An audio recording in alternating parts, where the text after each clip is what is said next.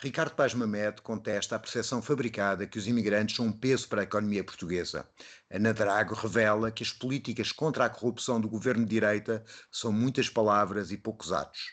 Maria Castelo Branco denuncia as dificuldades que as mulheres sujeitam no espaço público.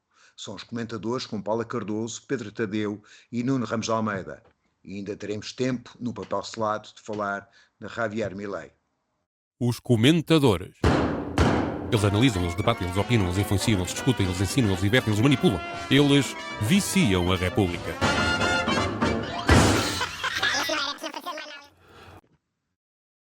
Ora viva, cá estamos para mais uma edição dos comentadores. Vamos começar pela questão que tem atormentado uma parte da classe política portuguesa, que é os imigrantes e o mal que eles supostamente fazem à sociedade. Ricardo Paz Mamed tenta desmontar esse tipo de argumentação da extrema-direita.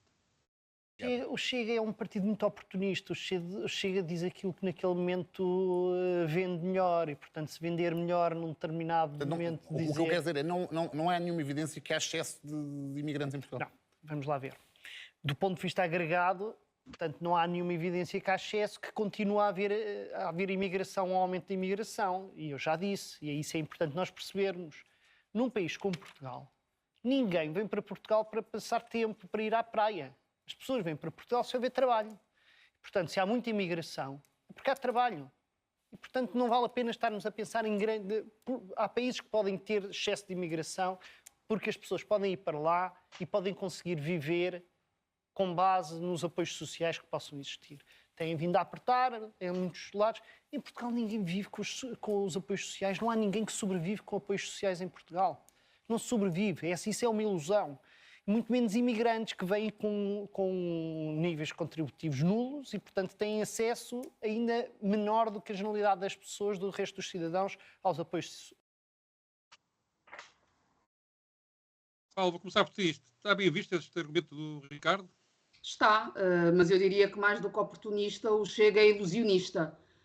No sentido que, por um lado, seduz o eleitorado com esta ilusão de que é um partido antissistema, que vai limpar Portugal, quando toda a sua intervenção vai no sentido de sujar o debate e a prática políticos.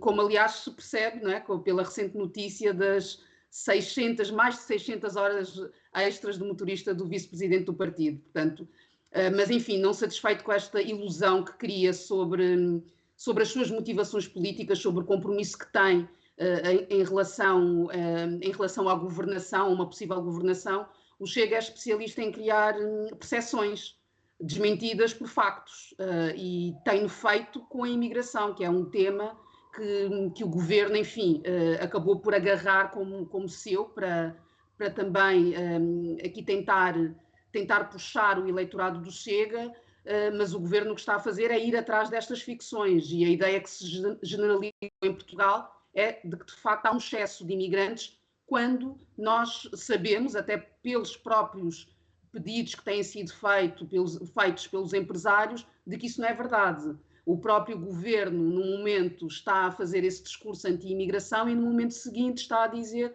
esperem lá que afinal precisamos de mais imigrantes, senão não conseguimos executar as obras que estão previstas a partir do PRR. Portanto, eu acho que é preferível sempre apoiarmos em dados e o que eles nos dizem é justamente que o país precisa de mais mão de obra em setores que são considerados chave, como a hotelaria, o turismo, a construção da tal questão dos PRRs e a agricultura. Portanto, o país não tem mão de obra para fazer face àquelas que são as necessidades deste setor. E não é por acaso que o governo, isto também é uma notícia desta semana, está a negociar, está a tentar implementar um protocolo com as diferentes confederações empresariais que estão aqui envolvidas nestes setores que eu já nomeei, e segundo aquilo que se transmite, há uma proposta de criação de uma espécie de via verde, que vai facilitar aqui o recrutamento das empresas que tiverem procedimentos éticos, sendo que eu tenho muitas reservas em relação a como é que isto depois vai ser implementado. O que é um recrutamento ético? Como é que se vai garantir a fiscalização das empresas que se comprometerão a fornecer aos seus empregados, aos seus trabalhadores, habitação digna? O que é isto da habitação digna? Vamos colocar as pessoas em contentores? Portanto, acho que, tendo-se retirado a declaração, a manifestação de interesse, que era, do meu ponto de vista, com as suas limitações, mas ainda assim trazia essa transparência e colocava a iniciativa da parte dos imigrantes, portanto, não era aqui a empresa melhor ou pior que depois ia ter uma possibilidade de mais facilmente agilizar estes processos. E agora o que nós temos aqui, pelo menos aquilo que se vislumbra, é mais uma pedra na engrenagem que depois vamos ver a quem é que vai beneficiar. Não acredito que venha a beneficiar os trabalhadores. Sim, aliás, é interessante que a extrema-direita e a direita e o empresariado vivem, de facto, uma contradição insanável. Por um lado, querem os imigrantes, mas querem condições... Querem porquê? Porque não pagam também nos setores de atividade que estão em causa, aqueles que tu nomeaste, o suficiente, não querem aumentar a carga salarial das suas empresas, então querem mão de obra barata. É o primeiro ponto. Segundo ponto, eles podem vir e são bem-vindos, mas que não apareçam na sociedade, que não se divirtam, que não se cruzem com as pessoas, entre aspas, normais. E, portanto, isto é tudo uma mistura de necessidade e preconceito que, de facto, não pode dar bom resultado. Além de que eu gostava de saber em que andamento é que vão os processos na AIM, os 400 mil processos que este governo prometeu resolver rapidamente e fez até uma task force e um reforço de equipa e até agora não tem havido notícias sobre isso. Vão ser deslocados para o visto rápido. Bom, tentando ser rápido, porque hoje estamos condicionados do ponto de vista de tempo, dizer o seguinte: o esquema de imigração que o governo preconiza não é muito diferente do anterior, embora agravado em pior, que é o esquema de imigração neoliberal. É suposto, como o Pedro estava a dizer, virem para cá pessoas trabalhar abaixo do custo real do salário que é praticado em relação às outras pessoas. E agora agravando com a ausência de serviços sociais. Isto é, há um conjunto de pessoas que estão em situação irregular, no sentido que o Estado não arranja forma de as legalizar, isto é, de as tornar regular com os papéis, porque elas têm que trabalhar, elas estão a trabalhar, têm emprego, têm trabalho, mas que agora até lhes querem cortar à boleia da chamada turismo de saúde, querem na realidade cortar os serviços de saúde aos imigrantes, à grande parte dos imigrantes, e há um esquema de tornar essas pessoas completamente precárias e clandestinas, porque a precariedade e a clandestinidade garantem a existência de direitos sociais mínimos ou abaixo de mínimos e salários baixos. E, portanto, nós temos uma discussão da imigração que é feita num quadro da globalização em que a imigração eles querem para terem salários muito baixos e para não estarem legais. Portanto, quer dizer, a política do neoliberalismo para a imigração é esta mesma, é a política da clandestinidade e da não legalização e dos direitos sociais. E, ao mesmo tempo, há uma discussão ideológica de que o problema está na imigração, como se a globalização não tivesse fluxos de capitais e outras coisas que causam problemas, mas sobre esses ninguém incide. Portanto, na realidade, a única resposta digna a esta situação é uma política que garanta aos imigrantes todos direitos sociais e direitos políticos e, simultaneamente, garante uma relação norte-sul em que a Europa não explora outros países e outros continentes, de modo a que tenham condições para se desenvolverem e, se calhar, para que menos gente seja forçada a procurar uma vida melhor em outros países. As campanhas da extrema-direita que têm funcionado pela Europa toda e que em Portugal o Chega protagoniza, além da questão da imigração, alia-se também, muitas vezes, a alegada corrupção na classe política. É sobre isso que a Ana Drago fala. Eu acho que nós temos vários problemas e já lá Vamos por partes. Vamos por partes. Eu acho que num primeiro momento nós tivemos um governo da AD que chega e a primeira coisa que faz é diz que vai estabelecer uma agenda, uma negociação e uma conversa com vários partidos para estabelecer uma agenda anticorrupção, que foi, creio eu, uma estratégia de comunicação política por parte do governo que quis capitalizar mote demagógico. E, portanto, estar a batalhar pelo eleitorado do Chega e em relação ao discurso do Chega. E percebe-se que o governo da AD não tinha, quando o documento apareceu em junho, na verdade não tinha ideia nenhuma como se combater a corrupção de uma forma diferente daquilo que vinha a ser feito até agora. E hoje que estamos a celebrar o tal dia de combate à corrupção, percebemos que a Ministra, estes meses todos depois, de abril até dezembro, na verdade não encontrou nenhuma ideia boa. Porque vir-nos hoje dizer que tem que haver uma alteração do mecanismo de combate à corrupção, em que passa de um Presidente para o Conselho Executivo e que cria um quadro, é verdadeiramente não ter ideia nenhuma, nem essa decisão é tomada. E a nova fiscalização ou mais autónoma sobre as autarquias é um bom passo, é levantar suspeições? Para onde é que eu não concordo com o Presidente da República. Ou seja, eu acho que é possível criar aqui mecanismos extra de transparência daquilo que é o processo de tomada pública de decisões. E percebe-se agora que o Governo de Passos Coelho extinguiu a Inspeção-Geral da Administração Local, que era aquela que permitia exatamente ter algum mecanismo de fiscalização, de criação de transparência sobre a forma como o dinheiro das autarquias é gerido. Mas a Ministra também diz que isto vai acontecer, mas verdadeiramente não acontece. E depois diz-nos que cria mais um grupo de trabalho para discutir aquela proposta que nós, na verdade, não sabemos exatamente como é que ela vai acontecer, que é o confisco de bens, apesar de não haver uma sentença transitada em julgado, portanto, com uma condenação final de um Tribunal Superior. Não percebo exatamente como é que isto pode acontecer ou se não estou a interpretar bem aquilo que veio escrito. Mas, portanto, a Ministra hoje não tem absolutamente nada para mostrar. E, portanto, a sensação que eu tenho é que, enfim, não se governa, finge que se governa. Agora... Nuno, combate à corrupção é impossível? Deixa-me, não acrescentando aquilo que a Ana foi dizendo, a parte mais ridícula é o estabelecimento do MENAC há 3 anos que não fez rigorosamente nada, né? Basicamente gastaram dinheiro e nada de lá saiu. Eu queria dizer que a única coisa que o Governo tem de concreto, no fundo, ao combate à corrupção no seu pacote é a regulamentação do lobbying, não é? É a única coisa que tem de concreto, não é? E isso é um aspecto da corrupção. Isto é, um dos problemas da corrupção é da desigualdade das pessoas de acesso às coisas. Quando nós regulamentamos quem tem dinheiro tem direito direto aos legisladores, estamos a regulamentar e a legalizar uma situação de favor. As pessoas dizem, não, mas assim vamos impedir a corrupção daquilo que não se sabe. Como é óbvio, todos os grandes negócios que são corruptos não vão aparecer no radar legal das relações entre influenciadores e legisladores. Vão aparecer fora. Portanto, essa parte não vai ser regulamentada. E, na realidade, o que nós estamos a regulamentar é legalizar a injustiça social. É legalizar quem tem dinheiro, tem um acesso direto, regulamentado aos legisladores para fazer as leis. E é a única coisa que o Governo tem de claro em relação ao que eles chamam de combate à corrupção.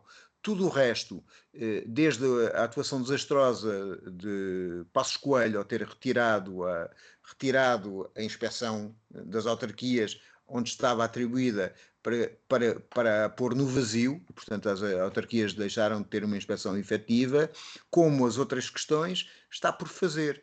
E a corrupção é, do meu ponto de vista, 2 coisas fundamentais que o Governo nunca combate. Uma é a igualdade, e estamos numa sociedade profundamente desigual, e outra é a transparência dos procedimentos, e estamos numa sociedade muito opaca, e isso tem que ser combatido. Sim, ainda hoje é difícil aceder a documentos oficiais. Os jornalistas, por exemplo, têm esse direito e há sempre uma grande dificuldade e é às vezes uma verdadeira tragédia conseguir aceder a documentos oficiais que, em princípio, seriam públicos. E parece-me a mim que há aqui o próprio excesso de regulamentação e de organismos e de poderes que ao longo dos anos se foram sobrepondo ou anulando, cria o caldo fácil para que os verdadeiros corruptos, pelo menos aqueles que têm meios, se safem bem. Por exemplo, espanta-me sempre ver os relatórios dramáticos do Tribunal de Contas sobre quase grande parte da atividade da Administração Central, a dizer que há concursos que não foram com regulamentações cumpridas, que o Estado muitas vezes é prejudicado nos negócios com os privados. Enfim, quase todas as semanas sai um relatório do Tribunal de Contas. E para quê? Pois o que é que acontece a seguir? Quais são as consequências? Está lá escrito, houve uma investigação, houve pessoas que trabalharam a dizer que há aquele problema e, na verdade, a consequência a seguir, se não é zero, anda muito perto disso.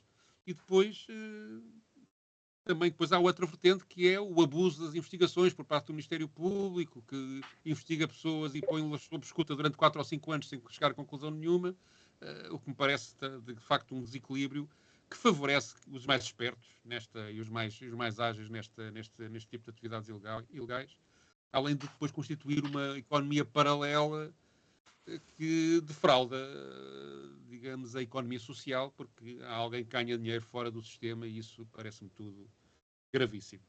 Paula.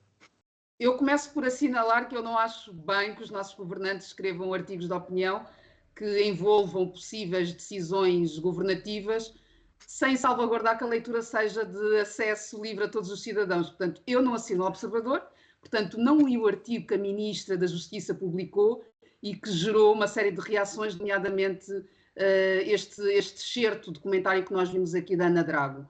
Eu tive apenas acesso a alguns excertos do que eu deduzo tenha sido o essencial daquilo que Rita Giudice escreveu. E eu focando nessas citações, eu gostava de perceber também em que é que se baseia esse foco no poder local. Portanto, porque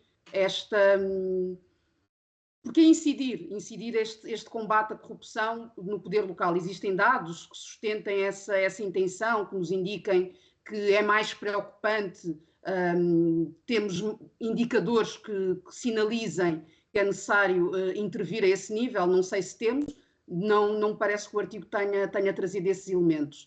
Depois aqui terminava só com a questão da Agência Nacional de Corrupção, que acabou por ser notícia hoje sexta-feira, no Público, em que a única, conforme o Nuno estava a dizer, portanto, há 3 anos que está no papel e enfim, a intervenção não é visível e a única atividade, pelo menos, que é identificada é das deslocações do seu presidente, o juiz jubilado Pires da Graça, deslocações entre a sua casa, que fica em Ponte de Sor, e Lisboa, onde está a tal sede do MONAC. Portanto, é isto que temos quando estamos a falar ainda para mais de uma agência que tem como função combater a corrupção. É isto e uma série também de ajustes diretos, que eu, por princípio, não tenho nada contra ajustes diretos, até porque eles estão previstos na lei. O que eu entendo é que eles, a existirem, têm de estar depois acessíveis, e não é esse o caso. Portanto, esta agência anticorrupção acaba por ela própria não cumprir uma série de pressupostos de transparência que nós deveríamos, enfim, exigir a todas as instituições e mais ainda a esta, não é?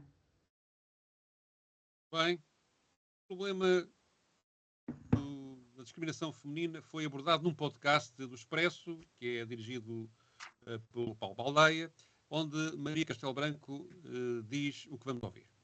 Para a primeira parte, sim, nós sofremos sempre mais, no geral, sempre que ocupamos o espaço público, por uma razão simples. Lá está, é que somos, para além de haver discordância, que é normal e ainda bem que existe no espaço público, é assim, porque estamos numa democracia e é ótimo que assim seja, não são só as nossas ideias que são disputadas, os nossos corpos são utilizados e isso é uma violência que não existe ou tende a não existir em relação a homens que ocupam o espaço público. Mas isto é só um reflexo daquilo que acontece no espaço privado. É mais difícil para uma mulher existir, ponto.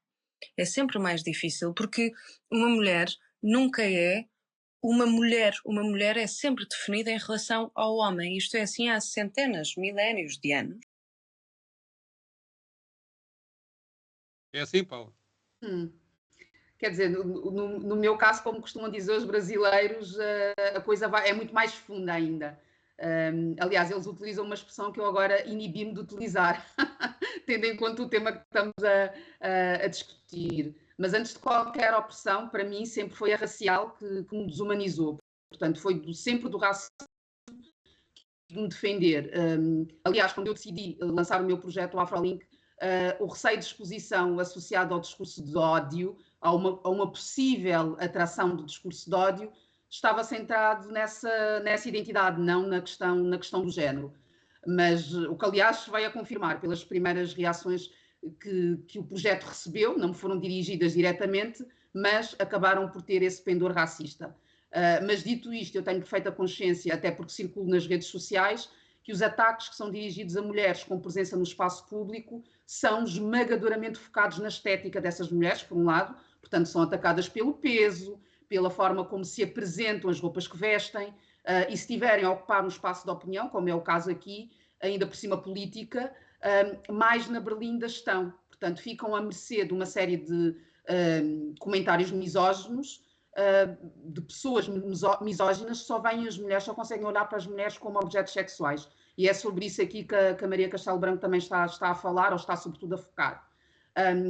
O que eu gostava de sublinhar aqui é que há uma normalização da violência, do meu ponto de vista, contra as mulheres, e isto percebe-se na própria Assembleia da República, onde temos várias deputadas que têm transmitido exatamente os impropérios que têm ouvido nos corredores, portanto, dos colegas do Chega.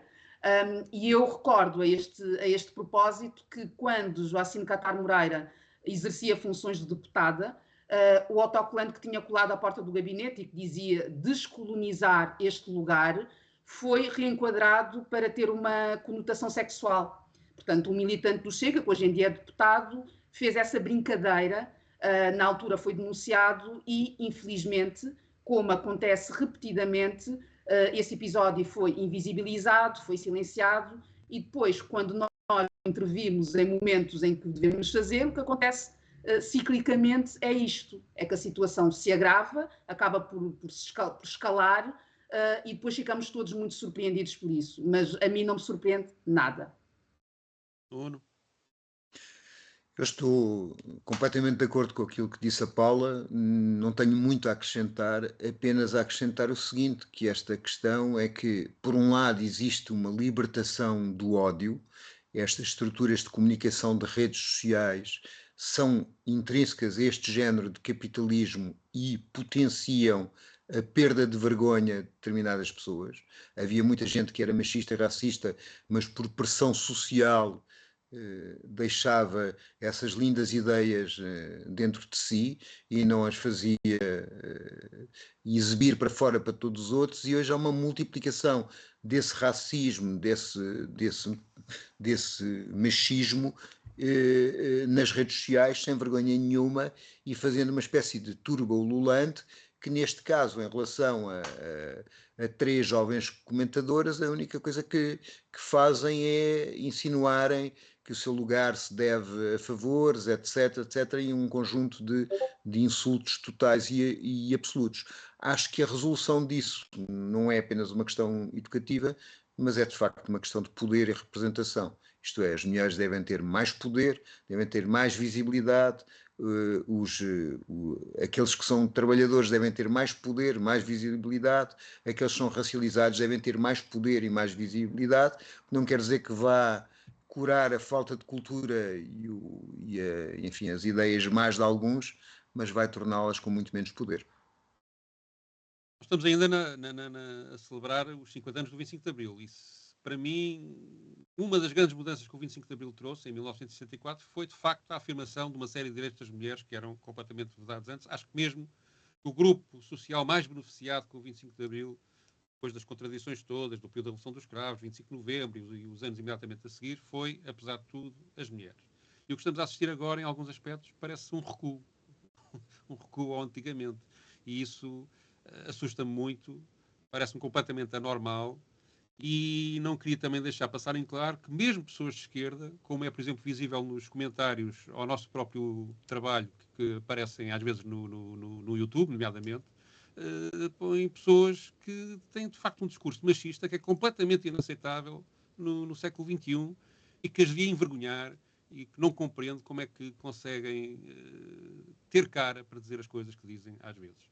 E, portanto, é um trabalho que tem que continuar a ser feito e parece-me bastante oportuno o Nuno Ramos de Almeida ter-se lembrado deste podcast e desta frase da Maria Castelo Branco para, embora ligeiramente, abordarmos aqui este tema. Vamos então ao papel selado.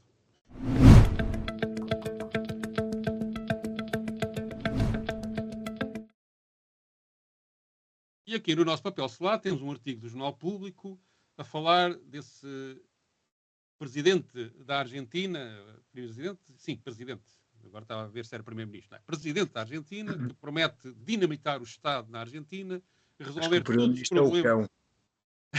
O primeiro-ministro é o cão. Javier Milei, que é apresentado aqui como um pragmático ultraliberal, que é agora, digamos, a coqueluche da direita radical, a expressão é do público, é o presidente favorito de Donald Trump, tem elogios do FMI por causa dos cortes drásticos que fez no Estado, conseguiu resolver ou fazer diminuir a inflação, embora ela continue a uns níveis de 25% por mês, não é por ano, é por mês, e é apresentado como um sucesso económico o primeiro ano de governação que ele fez, ele próprio autoelogia-se permanentemente em relação a isto, mas depois há alguns factos que, enfim, não deixam o retrato assim tão bem como isso. 53% da população está na pobreza, em grande parte à conta destes cortes, e sublinhei aqui, já quase para o final do artigo, um comentário feito por um analista argentino, o senhor Moriconi, que diz que Milei, que se apresentou como o candidato antissistema, que ia correr com a classe política toda do velho sistema, afinal,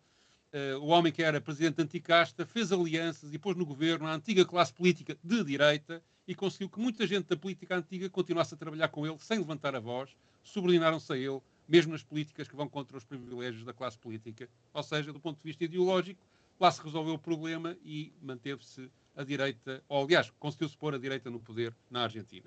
Nuno, o que dizes sobre isto? Bom, eu digo que o problema dos sistemas de medida é que os sistemas de medida definem aquilo que a gente quer medir e aquilo que a gente valoriza. E este artigo é um exemplo disso. Este artigo encalha na questão da dívida e na questão da inflação como se fossem o alfa e o ômega de uma economia. Isto é, a economia, na realidade, serve para que uma determinada população tenha capacidade de viver com dignidade. É para isso que serve a economia. Qualquer economia que não tenha esse objetivo e não persiga esse fim é uma economia de estatísticas que não corresponde a uma realidade. Isto é, quando a gente diz que uma pessoa deve emagrecer, se lhe cortar as duas pernas, ela também emagrece, tem menos quilos, agora deixa de andar.